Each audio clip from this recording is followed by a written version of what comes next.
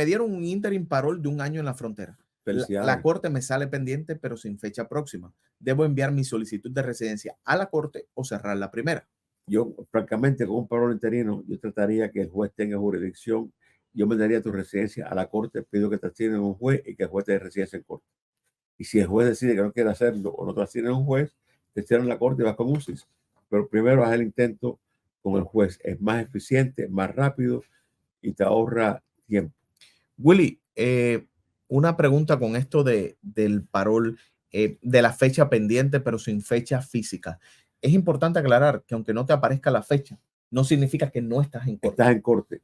Y hay que hacer una moción para que te asignen un juez y te asignen una fecha. Yo lo pido que me asignen para la corte, que me asignen el juez que le dé residencia. Dice aquí Carlos. Hola Daniel y el Divo. Yo estuve en segunda corte, pedí más tiempo, le pedí al juez que echara el reloj a andar para poder trabajar y tengo corte para el 2025. ¿Qué debo hacer? Bueno, yo espero que el juez te eche a andar el reloj.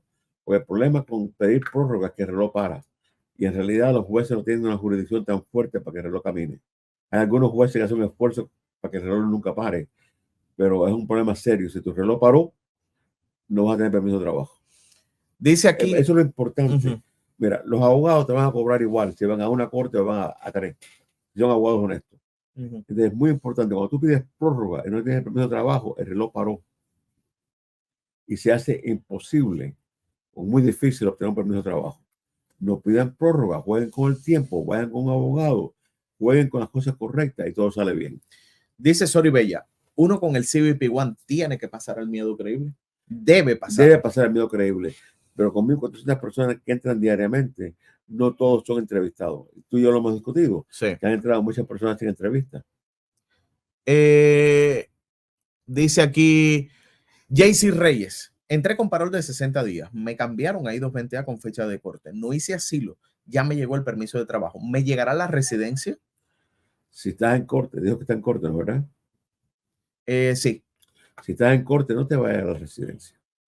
Porque te la van a cerrar administrativamente. Un error garrafal. Debiste haber aplicado para asilo. Ahora, ¿qué yo haría? Bueno, yo haría una moción con la corte para cerrar tu corte, porque tú no quieres presentarte una corte donde no presentaste un asilo. Hazlo con un abogado que sepa lo que está haciendo, que hable con los fiscales que te cierren la corte para ver si tu residencia te puede llegar. Pero yo, francamente, yo me hubiera quedado con el juez y le pido al juez que te dé tu residencia. Dice Alexander Brito, hola Daniel, bendiciones. Apliqué a mi residencia y me cerraron administrativamente. Dice la carta que si cambio mi estatus puedo abrir mi caso de residencia. Tengo corte para el 2025. Pero en la carta que me manda USCIS no me dice nada de mi corte, solo que si tengo un cambio de estatus que me reabren el caso. Bueno, una vez más, me imagino que no lo hiciste con un abogado. Una vez más, confiaste en un notario que a lo mejor no sabía lo que estaba haciendo. Si estás en corte, nunca te van a dar tu residencia. Y si tienes 220A y estás en corte, va a ser muy difícil que el juez te cierre la corte para que hagas tu residencia con UCIS. Especialmente si no tienes un abogado que hable con los fiscales. Esto me encanta, dice Yanni. Saludos, Willy y Daniel. Llevamos 6 meses, mi esposo y yo, con la cita de CBP One. Me dicen que si llego a los 7 meses me puedo entregar a la frontera. ¿Esto es cierto o falso? Falso. ¿Por qué, Willy? Primero, porque no hay ninguna regla que a los 7 meses te presentes en frontera. Al principio comenzamos la conversación, Daniel y yo, hablando de que esta administración va a hacer todo lo posible para hacer la frontera mucho más difícil. El camino CBP1. Cuando tú presentes en frontera, corre un alto riesgo de ser devuelto a México y deportado. Ahora, yo entiendo que si se presentan 10 cubanos en frontera y entraron 5 o entraron 6, van a tomar el riesgo, pero estás tomando un riesgo serio.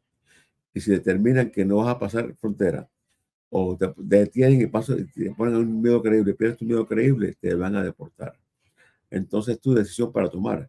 Si tú quieres tomar el riesgo de ir a frontera y a lo mejor están en el grupo de personas que van a detener y hacer un caso en corte o te van a devolver a México, es tu decisión para hacer porque es tu vida.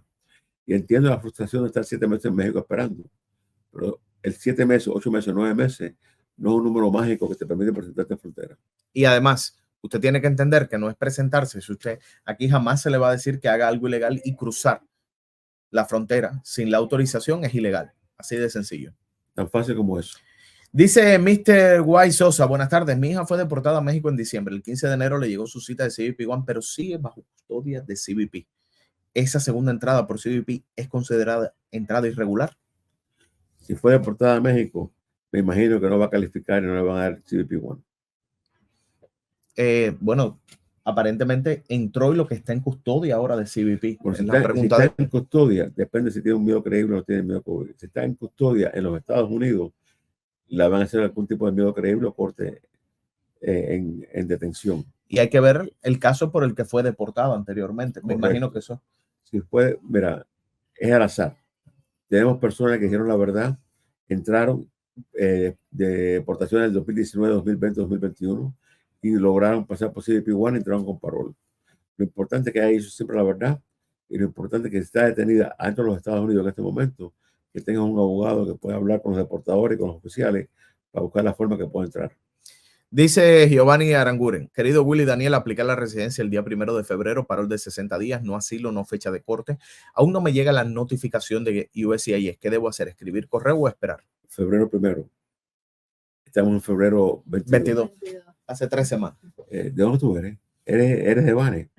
En Arrite tenemos paciencia. No, en Arriete tenían Chivas, si es de Bane ya le hubiera llegado algo. No, si fuera de Arriete fuera residente. Pero las realidades son que el recibo puede demorar de 4 a 10 semanas para que te llegue. Dice, asegúrate que lo enviaste bien.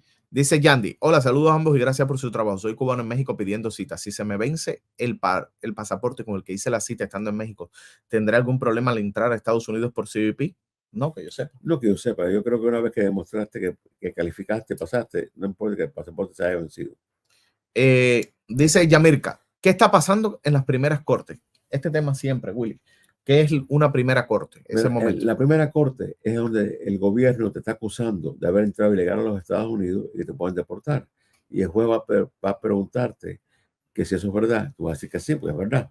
Ya te va a preguntar qué remedio tú vas a buscar para poder quedarte en los Estados Unidos. Y tú vas a decir asilo político. Si tienes un parol o 220A, también vas a decir y posible ajuste cubano en el futuro. Pero casi siempre vas a comenzar con asilo político. Por eso es tan importante desde el primer día ir con abogado y saber lo que uno está haciendo. Si tú vas con un abogado, te van a hacer 4 preguntas. Te van a preguntar tu nombre, tu dirección. Si Penn State es tu abogada, porque Penn State va a ir contigo, y si Penn State tiene poder de hablar por ti. Penn State va a hablar por ti, todo va a salir bien, va a demorar 5 minutos la corte, van a bajar al primer piso y tú vas a comprar y pagar café a Penn State. ¿Y Penn State toma café? Te lo pagan, sí. Ya, o sea, es como tú. Ha aprendido bien. Yo soy pobre. Ella vive en un penthouse. Ella maneja un coche que el coche de ella es más caro que mi casa. El coche de ella es tan caro que se pierde la llave y no se encuentra en el coche. Y sigue manejando. Y sigue manejando cosas. El carro es tan grande y tan específico que se puede perder la llave, no aparece y el carro se maneja. Dice Luis Enrique, ¿a partir de cuándo es la limitación en frontera? Lo hemos explicado, Luis Enrique, es sencillamente un proyecto que se está discutiendo que podría ser anunciado la próxima semana. Hasta que no se anuncie, hasta que no veamos la letrica negra y blanca, entonces no sabremos lo que hay. Estamos informando de lo que va a pasar en el futuro. Yo sí creo que no importa lo que pase con el gobierno, sí va a ser más difícil la entrada en el futuro. Es tan difícil ahora. Y una vez más, para repetir lo que dijo Daniel y yo dije anteriormente, como abogado nunca podemos decir a una persona que entre ilegal a los Estados Unidos. El camino en este momento es CBP-1, es lo que deben de hacer. Se presenten en frontera, corren altos riesgos de ser detenidos y deportados a su país.